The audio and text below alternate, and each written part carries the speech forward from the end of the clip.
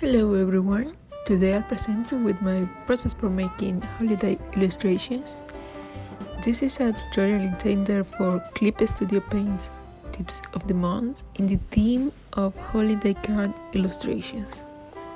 These illustrations can be used as holiday cards, but really for any visual asset that you can come up with. The tutorial has two parts. The main part will be more of the interest of digital artists and describes my process of illustration from start to finish. I'll be dividing my process in 5 stages. Thumbnails of the illustrations, defining the elements in the illustration, shading, details and finalizing, and lettering. In the second part, I'll explain to you my process for editing traditional art in Clip Studio Paint, so that you can use your traditional art in the making of holiday cards. So, well, let's begin. When you make a thumbnail, you want to focus on the composition of the elements, rather than the details of the piece. Because of this, it's better if you do them in a smaller size. You can make them in paper or digitally, it doesn't matter since all we want to see is the final composition. In this one, I had a very clear idea of what I wanted the illustration to look like. So I only made 2 thumbnails. In others, I had no clue, so thumbnails really helped picture the illustration in my head.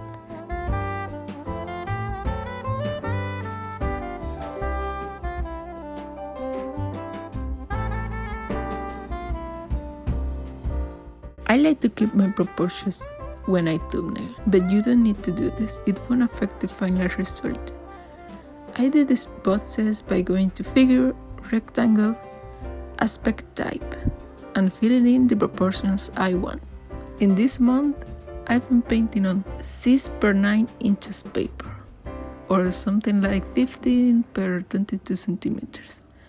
So I wanted the digital versions to be similar, and kept those proportions, that is 6:9 for vertical illustrations or 9:6 for horizontal ones. Just draw in the inches of how you picture the illustration in your head. You can put the candle ring in the middle or maybe show only half of it, perhaps a close-up, whatever comes to mind.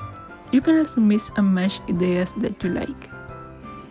You should always have in mind where the message of the front card is going to go. But in this piece in particular, I wanted the letters to be a big part of the composition, so I keep them in mind when I made the thumbnails. Once you are satisfied, pick one and make a sketch of it. Since my style is very graphic and the thumbnail is very clear, I will just enlarge them and use them as sketches. But you should do whatever you feel more comfortable with. So again, since my style is very graphic, I just go ahead and create the elements of the drawing with either the Bezier curve, figure tool, or the polyline selection mode in Bezier curve. For the scales, I painted in values or in grayscale because I wasn't very sure of what colors I wanted the illustration to have. So once I had the elements, I used color balance and hue saturation luminosity to color the illustration. Both options can be found in Edit Tonal Correction menu.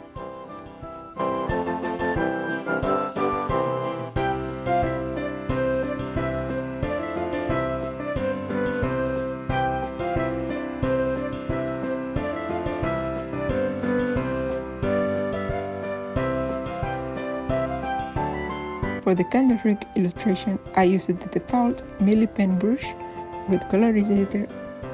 If you want to activate color jitter, just click in the subtool design palette, then select color jitter and choose your parameters. This allows me to make the ring easily and hassle-free.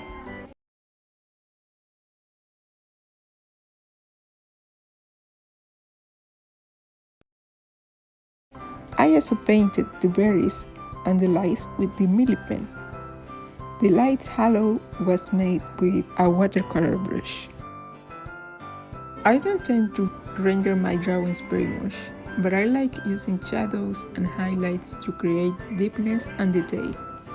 For the skates, I shaded all the elements of the drawings. To do this, pick a light direction and paint shadows on the opposite side of the drawings, as you think they will wrap around the object.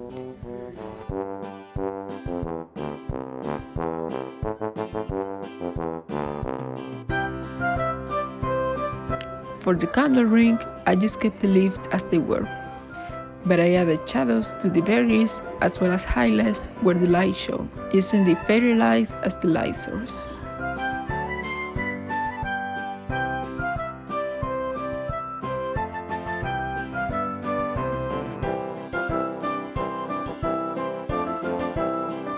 The next part is a little random, since it depends on what I want for the illustration and only stop once I'm satisfied. For example, I wanted to add some variation to the leaves, so I painted some green blobs in an overlay layer. Or I wanted the lights to have a corona, so I gave them one.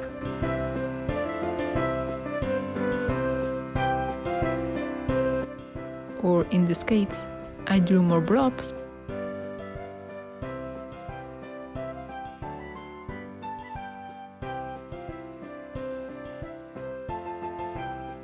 In the surface of ice rings. The point is to make the illustration look how you want it to look and stop once you feel satisfied, however simple or complex it may be.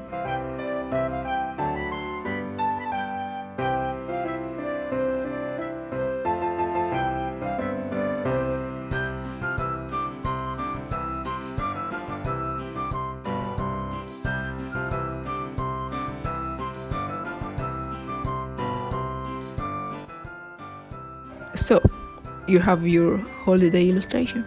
It's probably you want to use it in a card. As I said, you should have in mind where in the drawing you'd want the lettering to be, and leave space in your composition for it.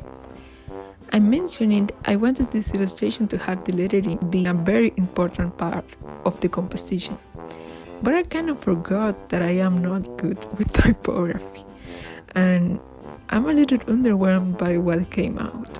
However, I am happy I tried. I used a serif italic font for the Merry Christmas but I wasn't satisfied with any of the fonts I had available in my computer, so I decided to just make it on my own and let it trace it in the computer. For most cards, however, I just used any font I wanted and modified it with Edit, Transform, Mesh Transformation.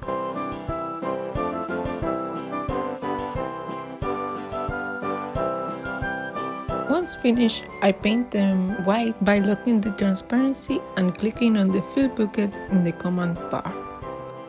Then, with the watercolor brush, I painted them with any color, knowing that I could later edit them easily with tonal correction tools. I did the same with the other letters.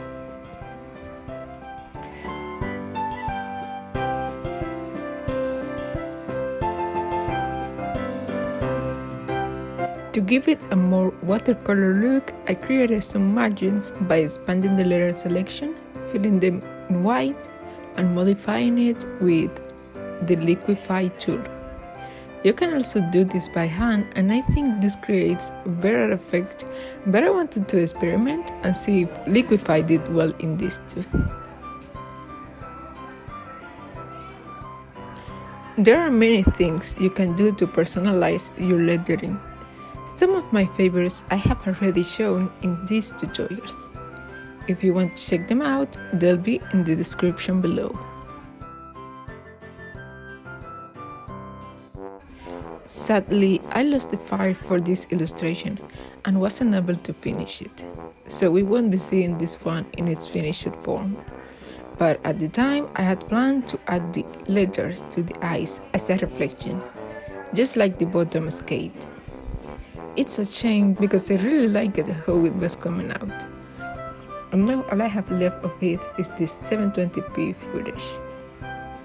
Oh well, what can be done? Remember to back up your files, I guess.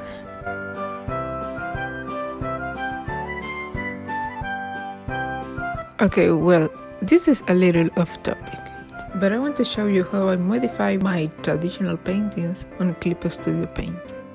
I did an advent challenge and ended up with over 20 holiday illustrations, some better than others. And I wanted to show you how I edited some of them to make them look closer to what I had in mind when I conceived them. Maybe that'll help you too, if you have any traditional art you want to use in your cards. I'll be quick on this, don't worry. When you scan a traditional painting to your computer, it's probable it will lose some of the colors the original piece has. To fix this, I like to use correction layers. They are the same tools from tonal correction, but this time it affects multiple layers and it remains reversible and editable. I like tone curve and color balance.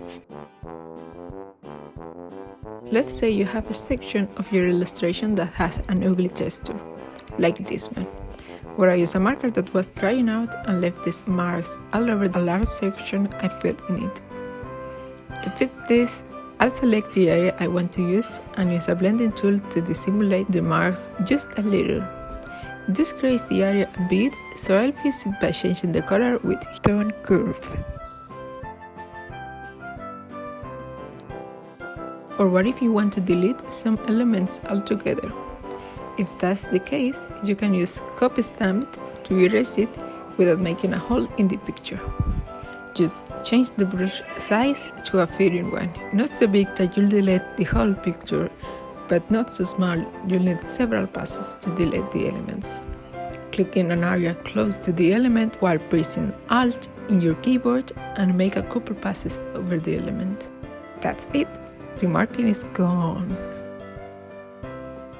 Because I was using acrylic markers with only 15 colors, I was sometimes forced to use colors I didn't think much, like in this example, where the purple and the oranges are very striking. I select the area using Select Color Gamut in the Select drop menu. Once I select the areas I want to change, with either a new correction layer or tonal correction, I'll alter the colors without losing the texture of the painting or making it look incohesive.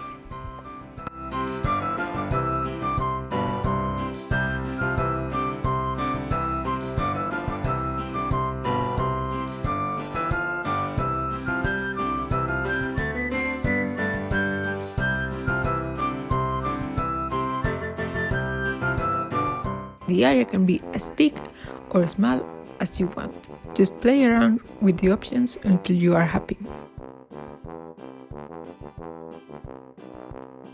Lastly, because I'm just starting at traditional illustration, I didn't feel comfortable enough to add lettering by hand to these paintings, so I just left it to be done in Clip Studio Paint. I did the same process as if it was a digital painting, trying to integrate it as well as possible into the painting.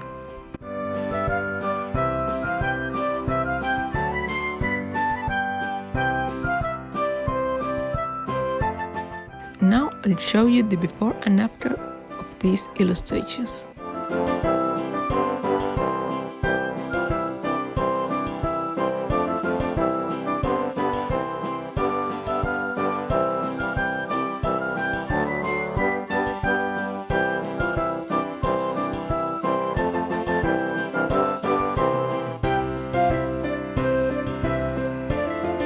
Well, that's all I have to teach. I hope you learned something. And if you have any questions, leave me a comment below, and I'll do my best to help you out. Good luck with your creations. Bye!